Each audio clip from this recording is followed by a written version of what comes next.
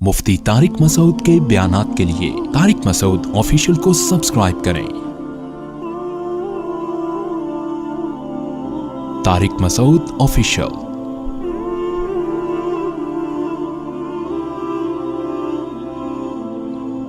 रोजे के उखरवी फायदे क्या हैं वो तो एक अलग बात है, रोजे के सेहत को क्या फायदे होते हैं अगर वही आप लोग को पता चल जाए तो मैं कहता हूं वही चीज ऐसी है जो इंसान से रोजे रखवा दे।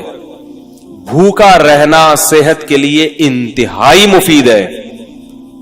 पहली बात याद रखो, भूखा रहने से सेहत को कोई नुकसान नहीं होता, कोई नुकसान नहीं। वक्ती नुकसान को नुकसान नहीं कहते हैं। देखो, जब आप एक्सरसाइज करते हो, सुबह सुबह उठ के जॉगिंग करते हो, वक्ती नुकसान तो उसमें भी आपकी एनर्जी यूटिलाइज हो गई, आप थक गए, पसीना निकला, थकावट, सांस फूल गया, थोड़ी देर तक आपसे हिला भी नहीं जाएगा। ये नुकसान नहीं है। क्यों? ये वक्ती नुकसान है जो आपको आगे बड़े बड़े नुकसानात से बचा रहा है। होता है कि नहीं होता? तभी डॉक्टर कहते हैं एक्सरसाइज करो, ये करो, वो करो, हिलो जुलो। आपको यार मैं नीचे पड़ा हुआ हूं तो मेरी एनर्जी क्या हो रही है? स्टोर हो रही है। ठीक है, क्या करना है स्टोर करके? भाई एनर्जी को यूटिलाइज करो। तो हमारी एनर्जी यूटिलाइज होने के बहुत सारे तरीके हैं, एनर्जी सर्व होने के बहुत सारे, वो सारे तरीके सेहत के लिए जरूरी हैं। मसलन एनर्जी को सर्व करने का, देखो इसकी मैं मिसाल देता हूं। दरिया में पुराना पानी निकलता है तो नया पानी, बोल लो यार, आएगा ना? अगर दरिया में पानी खड़ा रहे कि पानी स्टोर है, दरिया ताकतवर हो, नहीं होगा, सड़ जाएगा, कीड़े पड़ जाएंगे। पानी निकलेगा, पुराना पानी कुएं से पुराना निकलेगा तो नया पानी आएगा, कुआं भरा रहेगा।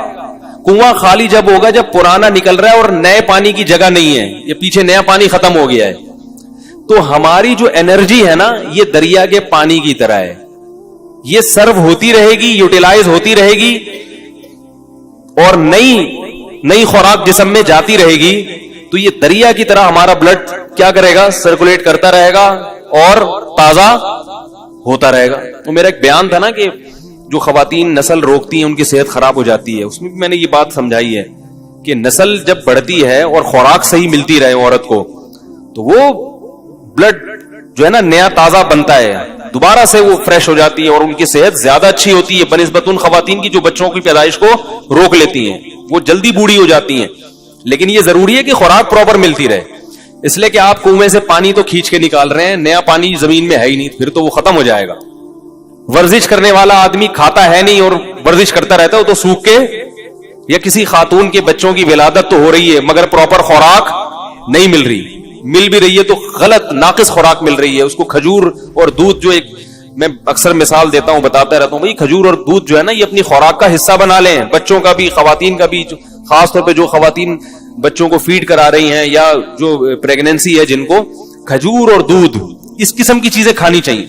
नबी सल्लल्लाहु अलैहि वसल्लम ने खजूर को पाकीज़ा फल करार दिया है। पाकीज़ा का मतलब क्या है? ये बादी नहीं है, इससे खराब खून पैदा नहीं होता, अच्छा साले खून पैदा होता है इससे, पैगंबरों की खुराक है। तो अब मैं ये अर्ज कर रहा था कि हमारी एनर्जी जो सर्व होती है उसके बहुत सारे अल्लाह ने तरीके रखे जो सारे जरूरी हैं। एक तरीका ये कि आप वर्जिश करें, उससे एनर्जी। एक तरीका ये जिस्म से पसीना निकले। एक तरीका यह है कि आप जो है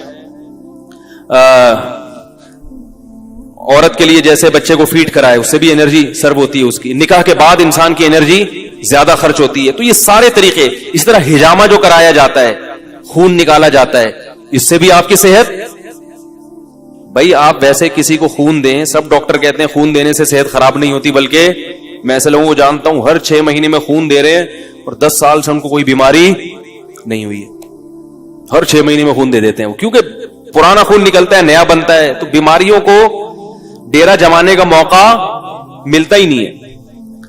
इसी तरह याद रखें कि कुछ वक्त के लिए सप्लाई को रोक लेना, खुराक की सप्लाई को रोक लेना, ताकि मैदा जो है ना, मैदा और हमारी बॉडी, वो जितने हमारे जिस्म में फासिद मादे हैं उनको इस्तेमाल करके काम में ले आए, कचरा जल जाए, समझ आई? ताकि बीमारी के जितने इम्कानात थे वो सारे इम्कानात क्या हो जाए? खत्म हो जाए। तो ये भी हमारी सेहत के लिए इतना ही जरूरी जितना एक्सरसाइज करना जरूरी है। उफ, कैसे समझाएं यार? है ना, کئی کئی ہفتوں. تو کیا ہوتا ہے, ہم جب کھا رہے ہیں, پراٹھے بھی کھا رہے ہیں اور پتہ نہیں کیا کیا کھا رہے ہیں, جائیدادیں بھی کھا رہے ہیں, بہن کی وراثت بھی کھا رہے ہیں, بیوی کا مہر بھی کھا لیا, رشوت بھی کھا لی, اور کیا کیا کھا لیا. اب وہ تمام چیزیں ہماری ایکسرسائز سے یوٹیلائز نہیں ہوتی. یہ غلط فہمی ہے. ایکسرسائز ہر چیز کا آخری حل نہیں ہے, پھر بھی وہ کہیں نہ کہیں کونے کھانچوں میں رہ جاتے ہیں. اب میں دیکھو میڈیکل سائنس کی زبان نہیں استعمال کروں گا کیونکہ میں ڈاکٹر نہیں ہوں. بعض لوگ کہتے ہیں ڈاکٹروں کی جگہ آ کے نا بڑے فنٹر گیری کر رہے ہیں, ان کو کیا پتا. تو میں تو اپنی زبان میں آپ کو سمجھاؤں گا نا, یا جو بالکل سادہ زبان میں, کیونکہ میں ڈاکٹر تھوڑی ہوں. لیکن یہ صحت کے بنیادی اصول ہیں اور یہ ڈاکٹر بھی کہتے ہیں. آپ سرچ کرو, آپ کو پتا چلے گا. جو گوروں کی بنائی ہوئی ویب سائٹس ہیں ان میں آپ جاؤ جو اوتھینٹک ہیں, وہ بھی اس بات کا اقرار کرتے ہیں کہ روزہ رکھنا انسان کی صحت کے لیے انتہائی ضروری. آپ کو پتا ہے گورے اس پر آ رہے ہیں کہ ہفتے میں 5 دن کھاؤ, 2 دن فاسٹنگ. یہ بالکل اسلام ہے. نبی صلی اللہ علیہ وسلم نے ہفتے میں 2 دن روزہ رکھنے کا حکم دیا, سنت ہے, پیر اور جمعرات کا روزہ. گورے بھی یہ تحقیق کر رہے ہیں کہ 5 دن کھاؤ, 2 دن بولو بھائی ناغا کرو. تو ہوتا کیا ہے کہ جب ہم بھوکے رہتے ہیں, وقتی طور پہ کمزوری ہوتی ہے, روزے میں ظاہر ہے کمزوری ہوتی ہے, ایسے فریش نہیں ہو. اثر کے بعد تو ایسے مرجے سے میں دیکھتا ہوں اثر کی نماز میں جو وہاں بیٹھا ہوا ہے تو ادھر بیٹھا ہوا ہے, کوئی کسی پہ اعتراض نہیں کر رہا. اور بعض دفعہ اس میں یہ بھی ہوتا ہے کہ چونکہ بھوک پیاس ہوتی ہے, کمزوری, تو کمزوری میں انسان کو غصہ زیادہ آتا ہے. تھوڑا سا چھیڑ دو تو ایسا چھڑے گا پھر وہ کھڑی کھڑی سنائے گا. دیکھیں دودھ کی دکانوں پہ, پکوڑوں کی دکانوں پہ افطاری کے وقت میں بڑے پڈے ہو رہے ہوتے ہیں. تو ہوتا کیا ہے, وقتی نقصان ہوتا ہے کہ کمزوری ہوتی ہے جسم میں, لیکن ہماری باڈی وہ سارے غلیظ مادے آہستہ آہستہ کھانا شروع کر دیتی, نتھر جاتا ہے جسم. 1 مہینے تک یہ پروسیس جب ہوتا ہے, اس کا سب سے بڑا فائدہ کیا ہوتا ہے, آپ کینسر کی بیماری کو کئی کلومیٹر دور دھکیل دیتے ہیں. کینسر ہے کیا, یہ جو فاضل مادے ہیں نا جسم میں, جو ہماری سیلز کی جو نیچرل ٹوٹ پھوٹ نہیں ہوتی, پھر یہ کہیں سے ادھر سے پھوڑا بن کے نکلا. تو اس کو میں دیسی زبان میں کہوں گا, یہ جو پراٹھے ہیں نا جو ضرورت سے زیادہ کھا رہے ہو, یہ پھوڑے بن کے نکلنا شروع ہو جاتے ہیں. وہ جو ہمارے خلیے ہیں, جو سیلز ہیں, ان کی ٹوٹ پھوٹ غلط طرح سے ٹوٹ پھوٹ ہونے لگتی ہے. بچوں میں کینسر کے امکان کم کیوں ہوتا ہے, ان کی گروتھ ہو رہی ہے. وہ جو کھا رہے ہیں, جب آپ کی ایک عمر تک آپ پہنچ گئے, آپ کی گروتھ رک گئی, اب آپ جو اضافی کھاؤ گے وہ بیماری کی شکل میں ظاہر ہوگا. تو روزہ رکھنا یہ کینسر کو بولو بھائی دور کر دے.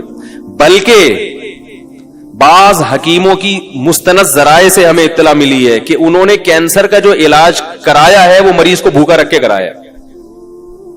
ایسے بھی کینسر کے مریض لا علاج مرض, جن کو بڑے بڑے ہسپتالوں نے کہہ دیا کہ یہ ٹھیک نہیں ہو سکتے, ان کو حکیم قبلہ حکیم نے کیا کیا, کھانا پینا چھوڑ دو اس کا. او ایسا بیچارہ سوکھ کے ہڈیوں کا ڈھانچہ, جب دیکھتے نا کہ مر رہا ہے تو 2 قطرے ٹپکا دیے گلوکوز کے, بس مرے نہیں.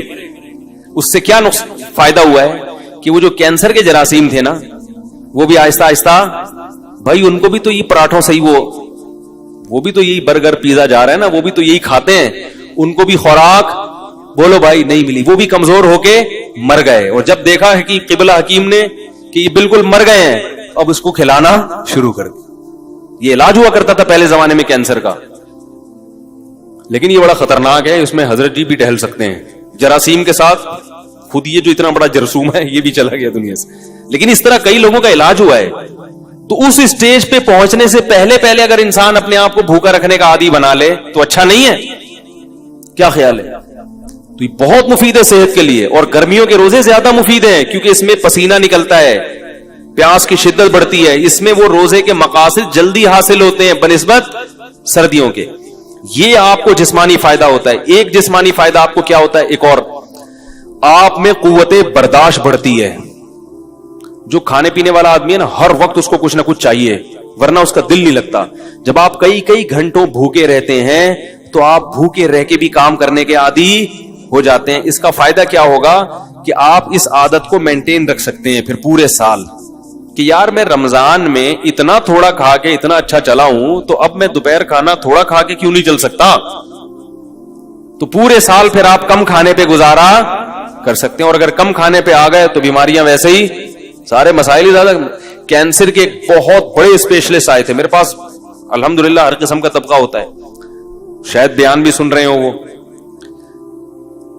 یو کے میں جو اسپیشلسٹ ڈاکٹر ہے نا ان کو پڑھاتے ہیں, وہ اس سے اندازہ لگائیں کہ وہ کتنے بڑے ڈاکٹر ہوں گے. تو وہ ملاقات کے لیے آئے کہ میں تو وہ آئے تھے مجھ سے کچھ پوچھنے کے لیے. ہم نے کہا جب اتنے میں ڈاکٹر ہیں تو بجائے ہم سے پوچھیں ہم ہی پوچھنا شروع کر دیں. انہوں نے سوچا ہوگا تو لینے کے دینے پڑ گئے. تو میں نے ان سے ویسے ہی کچھ نالج حاصل کی. میں نے کہا یہ کینسر کی بیماری کی بنیادی وجوہات کیا ہوتی ہیں, کچھ نالج میرے پاس تھی جو میں شیئر کرنا چاہ رہا تھا ان سے. تو انہوں نے بھی وہی بات کی جو عام طور پہ سب کہتے ہیں کہ سب سے بڑی وجہ کینسر کی موٹاپا ہے. موٹاپے کا مطلب کیا؟ آپ اپنی ضرورت سے زیادہ کھا رہے ہو. اس زمانے میں ہر آدمی اپنی ضرورت سے زیادہ کھاتا ہے.